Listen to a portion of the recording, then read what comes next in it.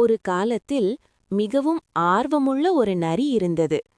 அது புதிய பொருட்களை கண்டுபிடிப்பதில் மிகவும் விருப்பம் கொண்டது. ஒருநாள் காட்டில் நடந்து கொண்டிருந்தபோது தரையில் கிடந்த ஒரு விசித்திரமான முகமூடியை அது கண்டது. அந்த முகமூடி மிகவும் அழகாக இருந்தது. அதை பார்த்த நரி ஆச்சரியப்பட்டு, இந்த முகமூடி என் பொக்கிஷங்களின் சேகரிப்பில் நல்லதாக இருக்கும் என்று நினைத்தது. அது அந்த முகமூடியை அணிந்து பார்த்தது. முகமூடி சரியாக பொருந்தியது. அதை அணிந்தபோது நரி வேறு மாதிரி தோற்றமளித்தது. தன் புதிய தோற்றத்தை பார்த்து நரி பெருமையாக உணர்ந்தது. அதை நண்பர்களிடம் காட்ட வேண்டும் என்று முடிவு செய்தது.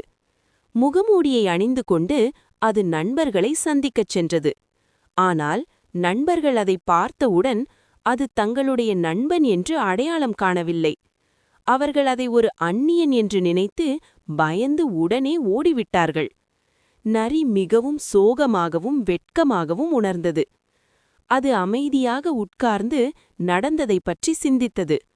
அப்போதுதான் அது உணர்ந்தது, முகமூடி அணிந்ததால்தான் நண்பர்கள் தன்னை அடையாளம் காணவில்லை என்று.